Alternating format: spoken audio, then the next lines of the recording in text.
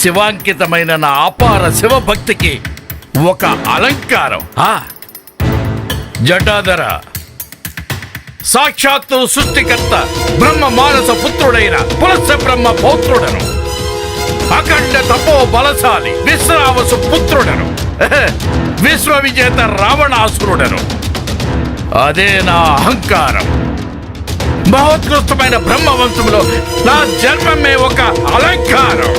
సకల వేద పారంగతుడను, ఋగ్వేద భాష్యకర్తను, జ్యోతిశాస్త్ర వాస్తుశాస్త్ర మహాపండితుడను, ఇంద్రజాల కుమారతంత్ర ప్రాకృతి కామధేను సృష్టికర్తను, అర్క ప్రకాశ వైద్యశాస్త్రం శ్రీ రావణ సంహిత రావణీయం ప్రాకృతిక లంకేశ్వర ఇత్యాది గ్రంథాల రచయితను, రుద్రగాన బ్రహ్మను, చతుషష్ఠి కళా సామ్రాట్టును, ఒక్క మాటలో సకల శాస్త్ర ద్రష్టను.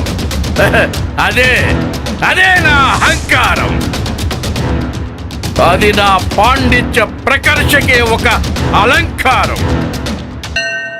రుద్రదేవ, మీకు తెలుసు నేను దివ్య శస్త్రాస్త్ర సాధకుడనని, మహామాయా యుద్ధ వ్యూహకర్తను, సంక్లిష్ట దుర్భేద్య రణతంత్ర రచన దురంధురుడను, యుద్ధ భూమినందు శత్రు సంహార రణరంగ సింహుడను. అది నా అహంకారం. అది నా ప్రతాప పౌరుషములకే ఒక అలంకారం.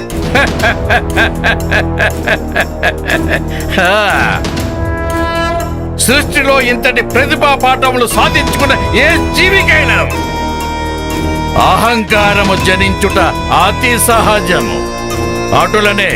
అటులనే నాకు జనించినది.